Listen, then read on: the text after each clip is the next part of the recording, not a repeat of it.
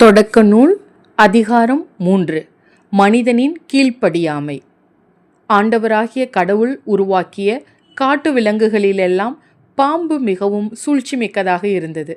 அதை பெண்ணிடம், கடவுள் உங்களிடம் தோட்டத்தில் உள்ள எல்லா மரங்களிலிருந்தும் உண்ணக்கூடாது என்றது உண்மையா என்று கேட்டது.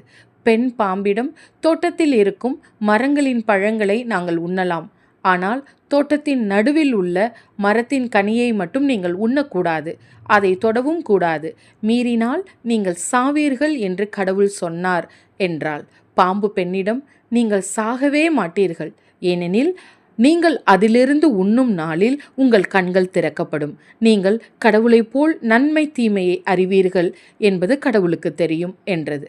அந்த மரம் உண்பதற்கு சுவையானதாகவும் கண்களுக்கு களிப்பூட்டுவதாகவும் அறிவு பெறுவதற்கு விரும்பத்தக்கதாகவும் இருந்ததைக் கண்டு பெண் அதன் பழத்தை பறித்து உண்டாள்.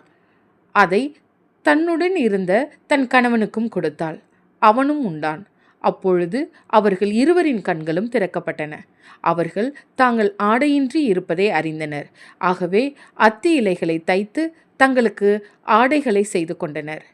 மென்காற்று வீசிய பொழுதினிலே தோட்டத்தில் ஆண்டவராகிய கடவுள் உலவிக் கொண்டிருந்த ஓசை கேட்டு மனிதனும் அவன் மனைவியும் ஆண்டவராகிய கடவுளின் திருமுன்னிருந்து விலகி தோட்டத்தின் மரங்களுக்கு இடையே ஒளிந்து கொண்டனர். ஆண்டவராகிய கடவுள் மனிதனை கூப்பிட்டு, நீ எங்கே இருக்கிறாய் என்று கேட்டார். உன் குரல் ஒலியை நான் தோட்டத்தில் கேட்டேன், ஆனால் எனக்கு அச்சமாக இருந்தது, ஏனெனில் நான் ஆடையின்றி இருந்தேன், எனவே நான் ஒளிந்து கொண்டேன் என்றான் மனிதன். நீ ஆடையின்றி இருக்கின்றாய் என்று உனக்கு சொன்னது யார்? நீ உண்ணக்கூடாது என்று நான் விலக்கிய மரத்திலிருந்து நீ உண்டாயோ என்று கேட்டார். அப்பொழுது அவன், என்னுடன் இருக்கும்படி நீர் தந்த அந்த பெண் மரத்தின் கனியை எனக்கு கொடுத்தாள், நானும் உண்டேன் என்றான். ஆண்டவராகிய கடவுள், நீ ஏன் இவ்வாறு செய்தாய் என்று பெண்ணை கேட்க, அதற்கு பெண், பாம்பு என்னை ஏமாற்றியது, நானும் உண்டேன் என்றாள். கடவுளின் தீர்ப்பும் வாக்குறுதியும். ஆண்டவராகிய கடவுள் பாம்பிடம், நீ இவ்வாறு செய்ததால் கால்நடைகள், காட்டு விலங்குகள் அனைத்திலும் சபிக்கப்பட்டிருப்பாய். உன் வயிற்றினால் ஊர்ந்து உன் வாழ்நாள் எல்லாம் புழுதியை தின்பாய். உனக்கும் பெண்ணுக்கும், உன் வித்துக்கும் அவள் வித்துக்கும் பகையை உண்டாக்குவேன். அவள் வித்து உன் தலையை காயப்படுத்தும், நீ அதன் குதிங்காலை காயப்படுத்துவாய் என்றார். அவர் பெண்ணிடம், உன் மகப்பேற்றின் வேதனையை மிகுதியாக்குவேன். வேதனையில் நீ குழந்தைகள் பெறுவாய். ஆயினும் உன் கணவன் மேல் நீ வேட்கை கொள்வாய், அவனே உன்னை ஆள்வான் என்றார்.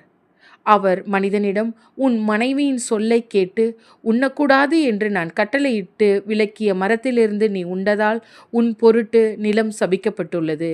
உன் வாழ்நாளெல்லாம் வருந்தி அதன் பயனை உழைத்து நீ உண்பாய். முட்செடியையும் முட்புதரையும் உனக்கு அது முளைப்பிக்கும். வயல்வெளி பயிர்களை நீ உண்பாய். நீ மண்ணிலிருந்து உருவாக்கப்பட்டதால் அதற்கு திரும்பும் வரை நெற்றி வியர்வை நிலத்தில் விழ உழைத்து உன் உணவை உண்பாய்.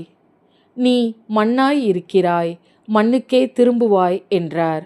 மனிதன் தன் மனைவிக்கு ஏவாள் என்று பெயரிட்டான், ஏனெனில் உயிருள்ளோர் எல்லோருக்கும் அவளே தாய். ஆண்டவராகிய கடவுள் மனிதனுக்கும் அவன் மனைவிக்கும் தோல் ஆடைகள் செய்து அவர்கள் அணிய செய்தார். பின்பு ஆண்டவராகிய கடவுள், மனிதன் இப்பொழுது நம்முள் ஒருவர் போல் நன்மை தீமை அறிந்தவன் ஆகிவிட்டான். இனி அவன் என்றென்றும் வாழ்வதற்காக வாழ்வின் மரத்திலிருந்தும் பறித்த உண்ண கையை நீட்டிவிடக்கூடாது என்றார். எனவே ஆண்டவராகிய கடவுள் அவன் உருவாக்கப்பட்ட அதே மண்ணை பயன்படுத்த அவனை ஏதேன் தோட்டத்திலிருந்து வெளியே அனுப்பிவிட்டார். இவ்வாறாக அவர் மனிதனை வெளியே துரத்திவிட்டார். ஏதேன் தோட்டத்திற்கு கிழக்கே வாழ்வின் மரத்திற்கு செல்லும் வழியை காப்பதற்கு கெருபுகளையும் சுற்றி சுழலும் சுடரொளி வாளையும் வைத்தார். இது ஆண்டவரின் அருள்வாக்கு. இறைவா, உமக்கு நன்றி.